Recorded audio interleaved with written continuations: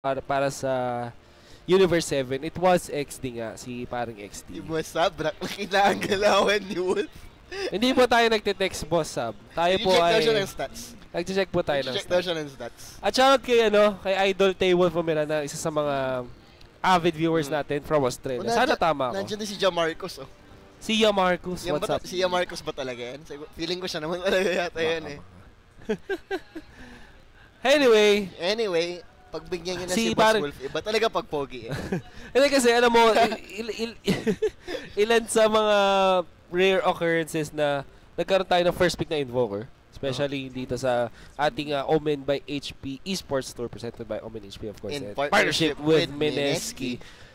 Kanina, nakakita rin tayo ng dalawang magkasunod na Outworld Devourer pick. But ngayon, Invoker ang first pick ng Universe 7 para parang repeat performance ni parang XD kanina sa Invoker. Si Invoker and a Rubik being picked up at si R mukhang siya yung mapupunta dito sa Queen of Pain. Kanina pinakita niya ang galawan niya on that Soul Burst Shadow Fin. Shadow Fin o Spirit Bomb type of Shadow Fin. Yun pala, Spirit Bomb. Ang words na ginagamit ko. There we go, Taka looking like he will again be on that Keeper of the Light. Wow, don't fix what's not broken. Yeah. Also, ang isa sa mga problema kasi ng Keeper of the Light is the next assassin, diba? But it's not available anymore para piliin ng Universe 7. So maybe that's why he's pretty confident getting the Keeper of the Light for himself. Rekimaru, third pick Rekimaru. So medyo another throwback pick. Parang I feel na yung effective niya not as good as a hero it once used to be, diba? Mga paborito yan ng mga bobo ka dati, ng mga Jerax. Ngayon, you don't see it in the top level tier scene of Dota 2. Yeah. I mean, but still a very annoying hero to deal with. Parang sabihin na nating yung mga top teams kasi, alam na nila kung paano kontrahin, how to deal with the roaming supports ka naman, the Riki, the Monkey Kings, all those Slardars, Earth Spirits. But right now, it could still be effective in the open qualifiers. I'm not saying na hindi sila ganun kagaling to deal with it. It's just that hindi sila ganun ka-experienced to deal against these roaming supports. But as we've said kanina, roaming supports is the meta for a few patches already with Riki. Now they do have the Pudge, another version of this roaming supports. But I like what a Pudge can bring, especially if kung mas smoke screen kunyari yung Queen of Pain, he can save that Queen of Pain as well as bring pick off potential. Especially pag may Pudge kayong kalaban, alam mong hindi ka talaga mag-ano eh. You can never stay in one position too long. Kasi alam mong you can die from good that. Combo with Mana Leak. You can, parang pseudo rapture siya. Pero sa mana. Sa mana nga lang. Also with the Nyx Assassin as well. Siyempre, pag nakapag-impel ka, easy hook na rin naman. A lot of crowd control again mula dito sa ating heroes from God Teka. King Teka. Naisip ko si King Teka. Ano to? TI na tayo, bes. Hindi ba? Excited na. Yep. So, ano ba? This is again the grand final sa mga hindi pa sa mga kaka-tune in na this is the grand final matchup. It's Universe 7 versus God Taka, best of 3 series. Whoever wins this will advance to the Magnus. Visayas leg, diba? Finals. Magnus, very interesting pick. Medyo nag-fall off their recently, pero still, Rev Paul is still one of the most game-changing abilities in the game. One good Rev Paul can change your fate, especially with a meatball on top of it, as well as a smoke screen. No one will survive that. I-factor mo pa yung empower na pwede mo ilagay sa Riki. It's quite annoying to deal with any stage of the game talaga. What is gonna be the answer? There's a ban para sa Terror Blade. Last pick, they could go for that classic Juggernaut Magnus combination na mahal ng Invictus Gaming with Burning and XXS. Maybe they can go for it. Generally, I think it's a good pick, especially against, like what you said earlier, last game, against the Keeper of the Light. Juggernaut is still a very good pick. Dispels that grinding light. Even against the Pudge, diba? So they go for a Slark. So interesting. I guess with their vision game, they can really go for it. Very quick na pagpili dito ng Anti-Mage. I'm not convinced by the Slark dito, parang Swarley. Plus, may blinding light ka, meron kang illuminate, impale, or rot. Scream of Pain, lahat ng damage AoE. ng ano dito, kaya AoE. tamaan while nasa Shadow Dancer. So, exactly. I don't know why they picked Slark for Pau Pau sure dito. It's a comfort pick for Pau Pau. Yeah. It is the finals, so you gotta play what you know you can play best. But against an anti-mage, they don't have a sure lockdown for that anti-mage as of the moment. Aside from the Ref Ball. And the smoke screen maybe, but apart from that, if those spells don't hit, that anti-mage will just do whatever the hell he wants. They still have yung blinding light dito to help them in get out of those sticky situations if ever. So I'm really favoring the draft of the God Deca dito, parang Swarley. Especially how dominating they were in the last game. Let's see if they continue that dominance. Chester Bennington with that level 2,292 battle pass. So nakuha niya na yung Roshan, yung statue. Oh well, nakakaingit lang. Pero sila ang mayaman tayo. I'll never imagine reaching up to 2,000 level ng battle pass. Parang pang mga pro players na sa first, mga pang Admiral Bulldog. Pang mga talagang live and die by Dota. But anyway, into the grand finals we go, mga chong. This is game 1 of the best of 3 series between God Taka and Universe 7. On the Radiant side, you have the God Taka team. It's Chester Bennington, DotaX2.com sa ating anti-mage. R will be the Queen of Pain. Taka God himself, ang ating keeper of the light dito. Elizabeth Chan on the offlane Nyx Assassin, and SSJ Rose will be your Podge. Side naman ng Universe 7, that is Pau Pau on that Slark. XD once again on his Invoker. Freddy 101 sa kanyang Magnus. Si Just the FY sa kanyang Ricky Maro. Just Sci-Fi. Kasi Weng Kai sa kanyang Rubik. Actually, this is Ricky with quite a peculiar ward dito. Kaiba. And actually, naping yun. I think that almost blocks it? Or yeah, it will block the ward. Usually, nakikita ko recently, ang ginagawa sa international scene, they like putting that ward sa stairs. Stairs kasi may high ground vision din na makikita para helps against that gank. Yeah. Anyway, it's gonna be the Punch with the first. Ang first skill niya is gonna be the Rot. Well, you rarely go for that hook first naman talaga. Unless you're in a pub match. Yeah, unless you're in a pub match. Kasi even if you hook someone early on, you're not gonna lock him down. They're just gonna walk away from you. Ang bagal-bagal maglakad ni Pudge. One of the lower movement speeds in the game. Yep. Alright, now this is pretty important para sa Ricky. There is gonna be that courier. Pero sabi ng Taka dito, Nopi, they will have to have an escort dito to kind of help with that salve being ferried by the ward. Parang by the courier. Automatic na rin kasi yung yung salve ferry na yan after getting that bounty rune. Kasi if you have that salve tapos yung kalaban mo hindi, you can just trade blow for blow and you have the advantage na talaga sa restorative items. Napakalaking advantage nga naman na magkaroon ng isang salve. Actually, just waiting for the Ricky to reveal himself. Taka is here in the mid lane. Trying to help this Queen of Pain. Sentry ward is available, so nakaabang lang talaga siya sa Ricky na yan na lumabas. So now, tinagalaw na nila ang courier dito papunta sa mid lane, but in the top lane, makapasama yata dito si Nyx Assassin. Comes the Ricky, telekinesis will be there. So they have the pounce there. It's gonna be the pounce, but napakagandang impel dito, connecting on 2, but Elizabeth Chan still in trouble. Does have the PMS. PMS full MVP, kaya siya nabuhay doon. No, barely any damage at this point of the game really secures him his life. Now, it's gonna be the pull. Mula dito kay Just Sci-Fi. And in the mid lane we go. It's gonna be Queen of Pain versus Invoker.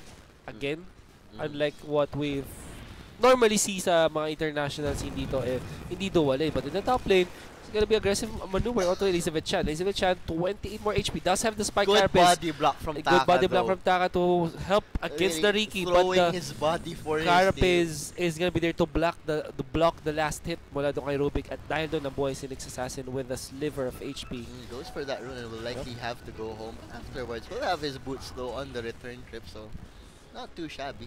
para sa kanya. But in the bottom lane is the real first blood dito. No hook just yet para sa Pudge, although level 2 na siya. Just run over that Magnus who doesn't seem to have a skewer. It does have the skewer, but interestingly, he doesn't. Siguro nasama niya yung Pudge on the skewer back. Maybe. Or maybe maganda yung pwestuhan ng dalawa para hindi sila para kahit mag-skewer pa si Magnus, wala rin siyang taas kasi mabibit-bit niya rin si Anti-Mage. Anyway, in the mid lane we go. It's gonna be the Ricky with already no smoke screen actually. And instant blink out. Instant blink out. Very easy blink out para sa Queen of Pain dito. Habang may lull dito, binabati natin si Wolf Bumira. Yup. Alam niyo na po taga saan? Taga Australia. From Australia. So yeah, there you go. Greetings down Greetings under. sa'yo. What's up there, Might? Vegemite. Yeah.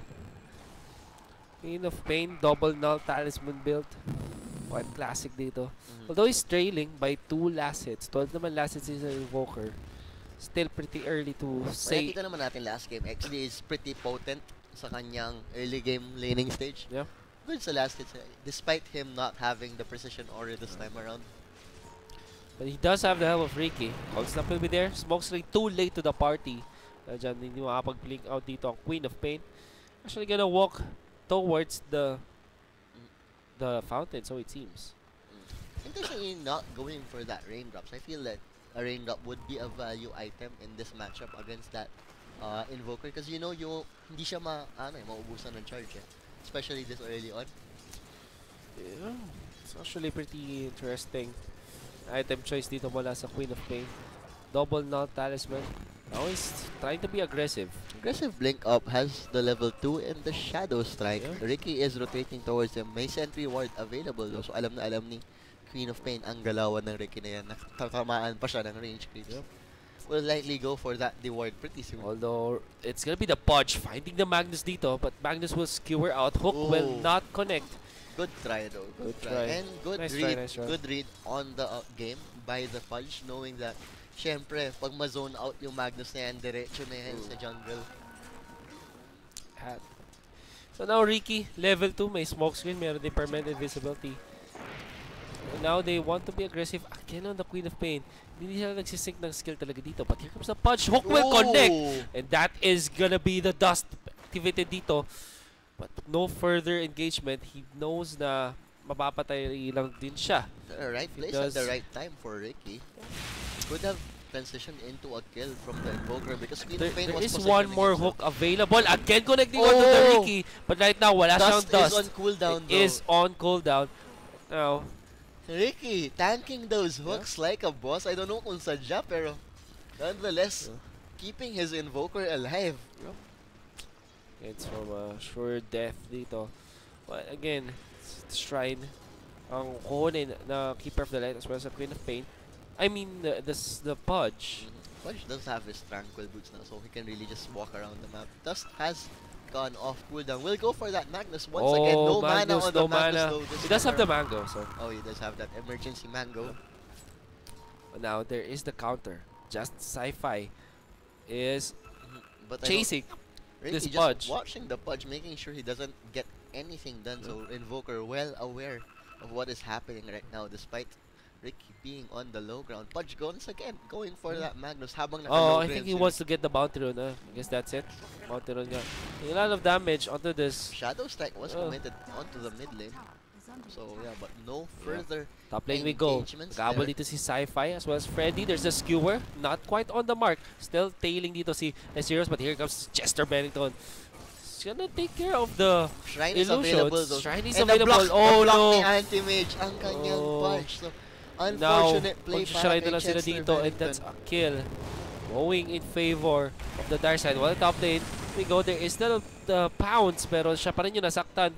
That's a Spike Carapace then as well as the Illuminate. But it's a Keeper of the Light. Wenkai will be spotted dito. The Illuminate being charged din naman si Pau Pau dito. That is just a level 2 Illuminate. Level 2 Illuminate, not quite there. The hook! Not gonna connect. Good effort though from almost. Anticipating that turn on the tower. There's the smoke screen as well as some damage. Pero again, hindi na naman nila na sync yung kanilang mga skills dito. Queen of Pain technically uncontested dito sa mid lane. Anti-Mage even more uncontested. Look at those last hits, right? 43 and 28 and 29. So really, Magnus abandoned his lane pretty early. Walang nag-soak nung lane. Ricky choosing to still shadow the mid lane. Yup. Oh, Uncle Bob, sino po pupunta sa Seattle? Abangan nyo na lang, I think. Nag-announce na ba kung sino pupunta sa Seattle? Hindi pa kung sino final. Basta so, merong pupunta. Mag-abang lang kayo. Ano sabi yan? Mahina daw audio, sir. Sorry. What? Still telekinesis para sa next assassin. Still chasing Pau Pau. Pau Pau hindi pa siya level 6 dito. And Elizabeth Chan is actually quite fast. Although there's the good dodge mula sa Pounce. He will survive. Rubik might be in trouble here. But Illuminate not being available will be sure na walang kukulangin ang burst damage na yan. Mid lane we go. Queen of Pain versus the Invoker. Kasama pa yung Pudge dito. Might be in trouble, but Pudge though might run over the Invoker. Yun na nga, napatay nila. Finally gets it. Third time's the charm. Yep. SSJ Rose. Don't think he has low in life. 23 HP. Naabot siya ng backstab dito mula sa ating Ricky. Was that not enough to go for the deny sa point na yun? Yeah. Maybe not. Maybe he was hopeful na mababuhay siya doon na hindi siya maabot ni Ricky. But again, na-update na kasi yung melee range. Hindi na siya super melee, di ba? 100. True. It's, I think, the attack range is 150 units. So, abot pa rin. May chance lang mag-miss pag masyado ng malayo. Yeah, true. Pag mag-distance enough. Yep. Tinatanong dito ni Yabyu kung sino daw yung bumira. Sinabi ni Taywolf, sa Taywolf bumira. At kayo na magsagot niyan. Oh. Siguro hindi pa niya naabutan yung time na may bumira. So, kayo guys, ikwento nyo kung ano. Ganong katagal na ago na ba yun? Oh, grabe. Seems like a lifetime ago. Eh, ang bumira kasi parang Yabyu. Bago pa ang Yabyu, bago pa ang table, meron muna bumira. Kung saan si paring Butters ay nakahanap pa kanyang Uper Magnus. Ang kanyang bit of an awkward spot here. Alam niya na nandun si Pudge sa sideline going for the right side. Tingnan mo naman, just like last game, si paring yung Chester Bennington, napakataas na kanyang net worth dito. Meron na siyang Claymore already. 9 minutes Claymore, so probably a 14-minute Battle Fury, I'm guessing, with the way he is going. And he does have threats available. Nahuli nila dito si Invoker at mukhang mapapatay nila. There is the Shadow Strike taking some damage, but the Quas is quite big. Chaos Meteor connecting dito para sa Queen of Pain, but not enough damage na connect onto Wenkai. And medyo naghaharangan sila dito. Mapapasama pa yata, but the Impel will be there.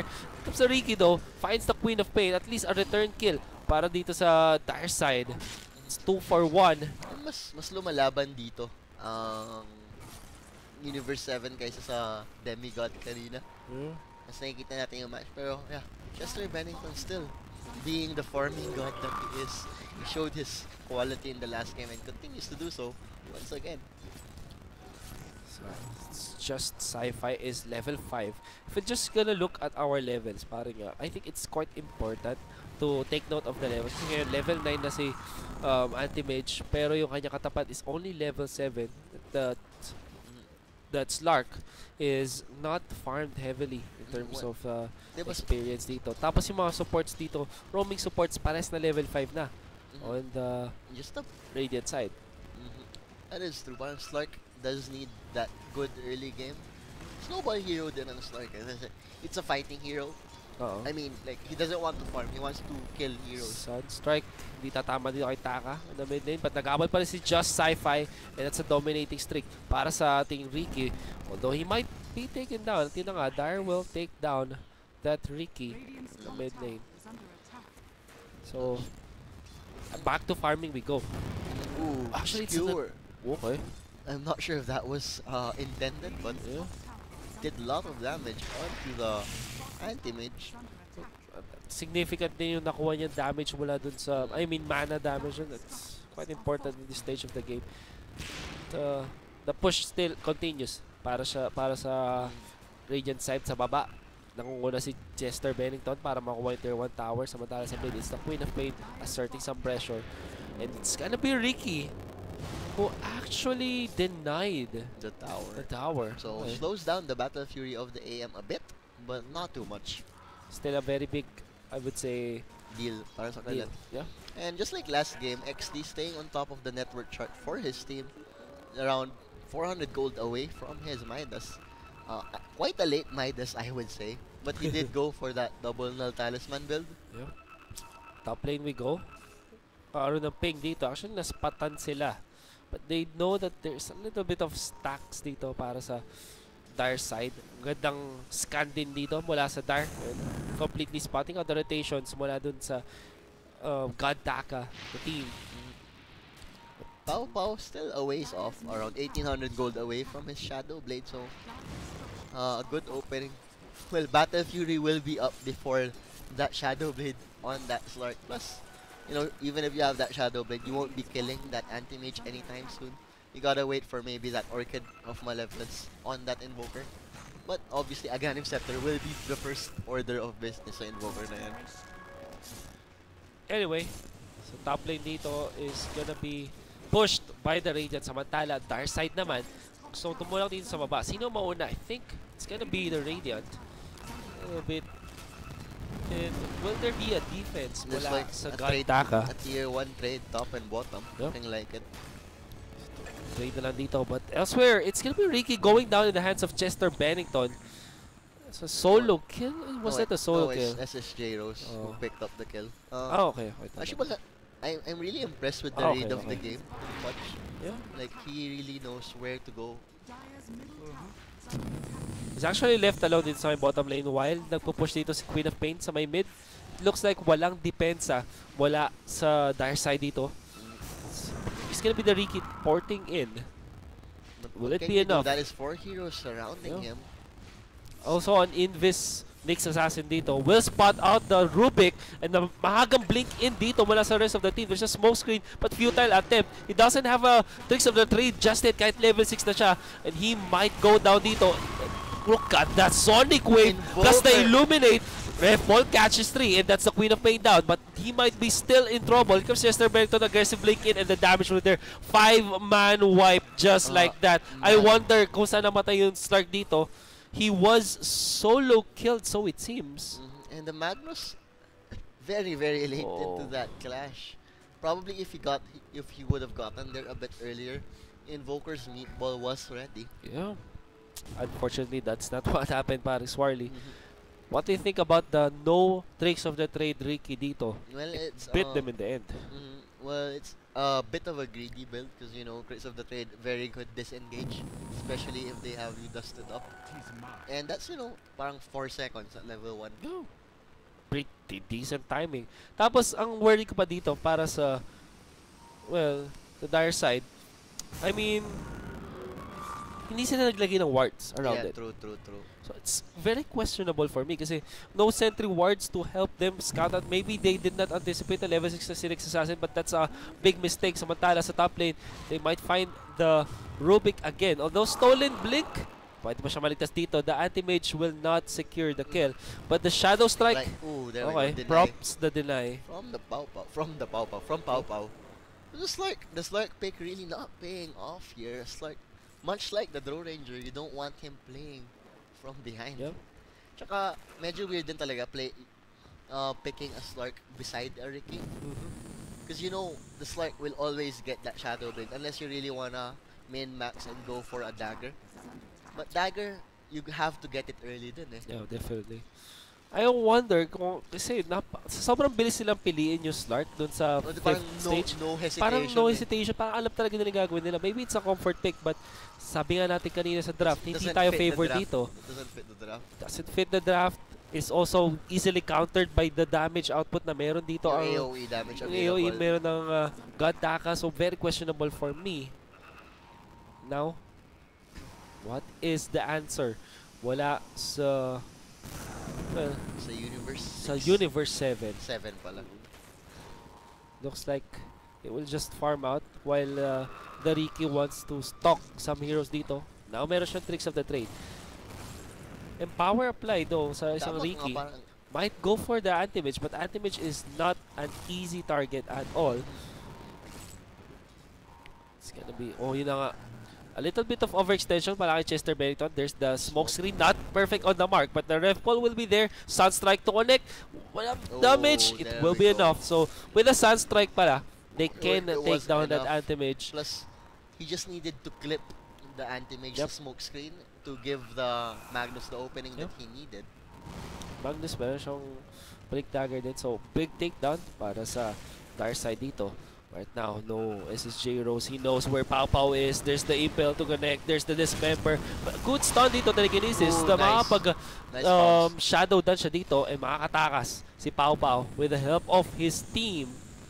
Unfortunately, not quite on the mark yung Sonic Wave dito ng ating Queen of Pain. Just a little bit of tiny millisecond lang.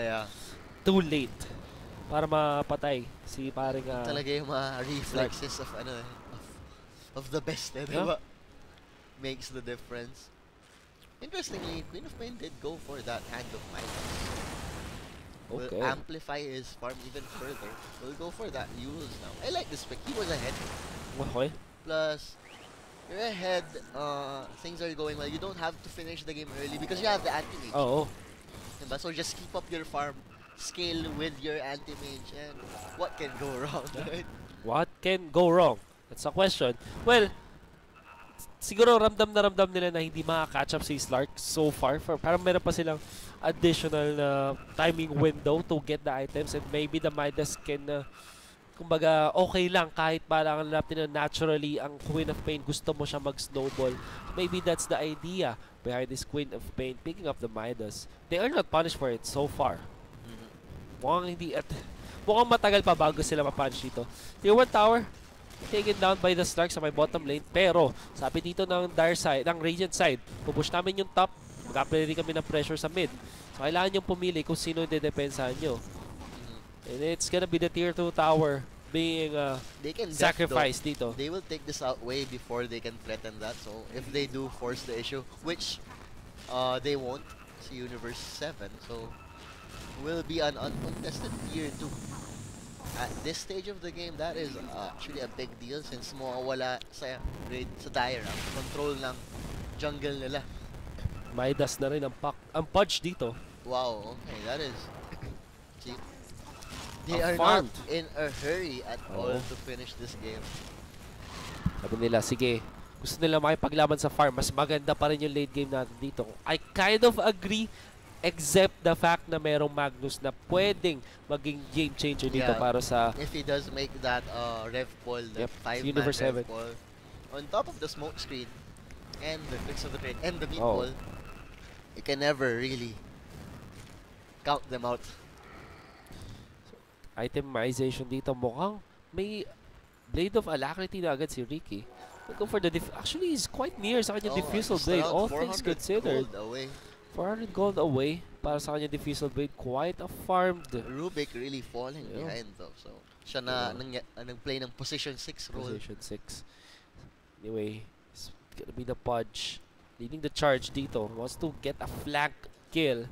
Hindi ko walang tatamaan sa kanilang pag-scan. Actually spotted. Nararamdaman na ng Universe 7 na magpupush sila dito. So, they play keep away. And the idea for Universe 7, I think, is totally just to dodge fights. Hindi sila ready makipag-teamfight ngayon. Ang ganda ng levels, ang ganda ng items ng God Taka right now. And the best order of business para sa Dire side ay just to keep away. Yun na nakita mo si Magnus saying, get back sa team na ayaw niya mag-engage. Ricky will find Chester Bennington dito. Activating the Shrine. Here comes Freddy as well. There's the Rev Ball. Waited dito. There's the Smoke Screen. Sunstrike will land. Magandang anticipation dito mula sa Invoker. Does get away with 40 HP though. But the problem is... disaster. It's a disaster in the mid lane. 2-4-1 trade so far. Just Sci-Fi is here. Pero hindi siya naspatan. No True Sight available para sa Radiant side. Although they find the Magnus. Well, not quite there, but Invoker going down is a big deal. Definitely. In exchange for a Pudge. Take the deal anytime of the day. Tapos nakakuha pa ng tier 2 tower sa bottom lane. Ang Dire side. And now... that's a 4-staff on the anti-mage. So really will secure his safety. Okay. Even more mobility. I think it's an okay pick, especially against Smoke Screen. Smoke Screen is really the only thing that can kill him right now. Why not, right? Hindi naman... well, sabihin natin it's not efficient stat-wise, pero if it can save you many times and amplify your farm even further, I think that that's a fair choice of item I dito. mean, I see it like, for example, I see it on Queen of Pain, especially against the Ricky. Any hero, even a Puck against the Ricky, I see it. Because that smoke screen can really hurt your chances. Oh no, Shadow Blade para sa start dito. Finds Taka, but Taka already has the Glimmer Cape. Might get away. Elizabeth Chen is here. Has got the Blink Dagger, so nakapag-blink out na rin siya. Ang dami ng utility ng mga supports at heroes dito ng Radiant side. Here comes the Queen of Pain na telekinesis siya. Pero dito si Chester Bennington. Stolen Blink. Makatakas ba si Rubik? That's the question. Still chasing the hook. Connection on the Magnus dito. This member will be there. Enough damage ba? It will be enough. Illuminate. Tatama dito kay Ricky. Makapag-tricks of the trade siya. But will he be able to escape? Sunstrike though will actually not land on anyone, and that's the dead Ricky. Anti-Mage still chasing, wants to find someone, finds the courier. Will it be possible? Force staff aggressive, pero hindi rin naaabot. So 2-0 trade dito. Just by sheer amount of, I would say, brute force mula sa God Taka. Napatay nila. They don't even have, they don't have any like real initiation siguro yung Pudge almost getting that. And the Queen of Pain. So, yeah, brute force na lang nga talaga ang kakalanganin nila. While on the side of... This Invoker might be in trouble, but the next Assassin will not spot him out. Makapag-TP out siya. So, yeah. What is happening para Swarley? Yeah. What is the key? I mean, sobrang laki na ng lead ngayon. Nag-ataka. It's 11,000. Ano ang susi para medyo man lang makabawi itong their side? Lark needs to get back. I mean, really just, they can't really force the issue. They're reliant on that rev ball and that smoke screen to really make sure they have a good team fight. Other than that, they will be able to hold high ground for a bit. They have the Magnus, they have the Invoker, as well as the smoke screen from the Ricky. Goes quite a long way. But then again, they can't just play passively against an anti-mage and against a Pudge and a Queen of Pain with Hand of Midas. So, oh no, Rubik might get gone on. Hindi na kaya yata nangyayari dito. Pero makataas siya with a stolen blink. Dalawa yung pwede niya malakaw na blink. But in the, the Roshan, it's a defensive hook. Sonic Wave to connect. Ricky down for the count ngayon. Si Elizabeth Chan finds the Slark. Hindi tatama yung impel dito. Nakapag-Shadow Blade out ang ating Slark dito. Samantala, Dismember, connection to Rubik. That's 2 down agad. Dalawang supports ng Universe 7 down for the count. At sabi dito ni Anti-Mage, I'm not gonna stop. I can't assert the pressure in the mid lane. Although, mukhang hindi naman yun yung kanilang gagawin dito. Nearly double the net worth ang Anti-Mage dito sa Slark. 8,000 to nearly 15,000 at this point. Really, Chester Bennington, napakagaling na kayo. Magandang galawan talaga ang pinapakita niya so far today. So, also, HP by OMEN. OMEN by HP. OMEN by HP. eSports. Best of 3 po ba ito? Yes, this is a best of 3 grand finals, mga chong. Whoever wins advances to the Visayas leg. Kasi tatlo yung legs natin dito, Visayas, Luzon, and Mindanao. In the mid lane, there's the silence committed dito, but the force staff again proving to be a good oid. Look at that hook mula sa Pudge, pero nakapag-blink out ang ating Ricky dito, courtesy of his blink strike. At least he survives, but maybe Pudge wants to dip back to the fight. Does have the force staff now chasing. They find the Rubik and dominating dito si Queen of Pain. Still chasing. They will not find anyone in the jungle, so magpupush na lang dito. Just with the way that Taka God aren't grouping up, you're not gonna get that 5-man rev ball to really turn things around. And you know, Chester Bennington, he has never really overextended much since his first game earlier today. So you know. Oh no, the hook dito para sa Magnus. Ito sa may bandang top lane, may dark side, and if find him, they kill him. You were saying parang Swarley. No, parang you see that may discipline din talaga. They could have forced high ground kanina pa if they really wanted. Since they have that anti-mage and they have those Midas, they can just, you know, take it easy. But they are not doing so. Sa problem dito para sa, well, ito yung dito mo makikita yung difference sa mga carry mo. Meron kasi mga carry na magaling mag-farm, meron carry na magandang game sense, kumbaga. That's yung naging trick of the trade ni paring Burning, ni Idol Burning. Yun yung parang way niya para malawawan, but Oh no, nakapag-force stop na dito si Chester Bennington. He will get caught out. There's the, well, smoke screen. Sounds like will not actually connect. Still alive. Makapag-blink out ba siya? He will be able to do so. Good psycho rin na kanya ginawa. Humarap siya dun sa bandang edge. southwest? Southeast? Southeast ba yun? Yeah, southeast. Southeast, tapos nag-blink siya sa southwest. So, talagang medyo nasa niya. Psychohan talaga. And Basher is now up working towards that Abyssal. So if he does get that bash habang wala pang Abyssal and a Manta style on top of an Invoker, that is surely a dead Invoker. Speaking of a dead Invoker, mukhang mapapatay si XD dito. Still alive after the Shadow Strike and the Orchid of Malevolence. 200 HP, he will survive. He will be fine. I think, yeah, Queen of Pain really playing. He could have gone for it. There we go. There is the discipline being shown by the Taka God Cores. Elizabeth Chan is under the cover of Invis, pero na-scan sila ng Dire, so I doubt na mag-overstay pa dito on Dire. They will hug their towers, hug their base. And right now, the Stark is having trouble, parang Swarley, sa kanyang paghanap ng item. Well, we did doubt it at the start of the draft. That's like, felt like it didn't solve what they needed for them. And yeah. Kind of, I totally agree with you, parang Swarley. So Roshan ang target dito ng Radiant side. Taka slowly taking down this Roshan. It's not fast but might do the job. Mukhang wala rin naman sa position. Double damage on Elizabeth Chan. But yeah, like fade out siya at the last moment. He didn't try to go for it. But Anti-Mage is going for that Roshan. And there we go. R picks up that Aegis and they might try and push high ground at this point. Why not? They do have a lot of items dito. Punch with a Force Staff. Keeper of the Light with the Glimmer Cape. Tapos, syempre, ating Anti-Mage with the Basher plus Manta Style, Blade Fury. This Assassin with the Force Staff as well. So, daming Force Staff dito. On tatlong Force Staff actually ng Radiant side ng really God Taka. Makes Ricky a bit more useless in fights, but you know, with the kiting potential. And I also like how Keeper of the Light went for that Glimmer Cape instead of rushing that Aghanim Sparrow. Invoker dito, nahuli ng Queen of Pain. There is gonna be that silence. The Mana Leak will be there for the Ricky actually. The Impel will connect on the Invoker. That's a dead Invoker dito. Na-stun na rin si paring Slark.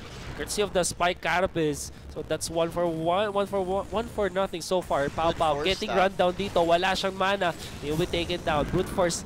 Tama mga sinabi mo dito. Nahuli pa nila yung Ricky. And that's a dead Ricky. 3 down. Para sa, well, Universe 7 dito.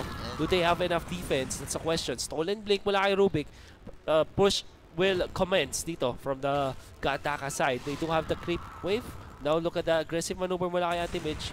Wala siyang Aegis of Immortal but still very aggressive dito. Queen of Pain has the Aegis. Slark opted not to go for that buyback. Bumili na lang siya ng items. She had buyback earlier. I think it's the right move kasi even if they buyback, they won't be able to defend this.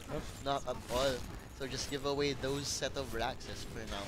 Well, they could try and go for that defense. Magnus does have his Rev Ball. Oh, aggressive break dito telekinesis but gonna net anything. So happy na sila dito sa pag-take down ng Tier 3 tower. Maybe go for the Shrine to assert more dominance. Deja vu of exactly what they did the last game. That they just backed away after picking up that Tier 3 tower. Really, they're playing very smart here. For an amateur team, that is pretty impressive. Because usually you'd see teams that would step out of bounds and do that greedy play that could turn the game around, but not Taka God. Oh no, Taka God though. It's getting caught dito. But Chester Bennington actually will go for the trade. So ano mas maganda nakuha nila dito? Slark syempre. Slark against the Keeper of the Light. Although Queen of Pain might be in trouble, the Invoker gets picked off na naman dito. Samantala, Rubik as well. Chester Bennington doing a lot of jobs. Sabi niya dito, after killing that Rubik, blink aggressive agad sa mid lane, clear out the waves, and then push. 3 down on the side of Universe 7. Walang buyback dito yung Slark. Can they defend? I think the answer is no. Because look at the damage mula kay Anti-Mage dito. Just taking down that barracks pretty quickly. It's gonna be the Ricky. Silence will be there, but Freddy not interested at all to use that Rev Ball against one hero. There's gonna be the Skewer, pero wala, again, no silence dito. Here comes Elizabeth Chanda, Abyssal Blade applied on the Ricky, and that's a dead Ricky dito. No, that does have the buyback, but I doubt that they will commit, and that's the GG. Universe 7 will tap out. Paring Swarley. What was the key para sa victory dito? It was a grab all the way. I feel like Swarley really didn't do anything. Okay. We've been calling it from the start. Plus, fair you enough. said that they actually played around. The Ricky had his effectiveness. He did pick up that diffusal blade at a very early time. But it was still lacking, I feel. Yeah. Yung punch din talaga. Like, he was reading the game so well for the early game. You saw how he was, like, harassing the Magnus. And then rotating towards mid. He was getting the hooks onto the Ricky, unfortunately. But if the Ricky wasn't exactly at that point,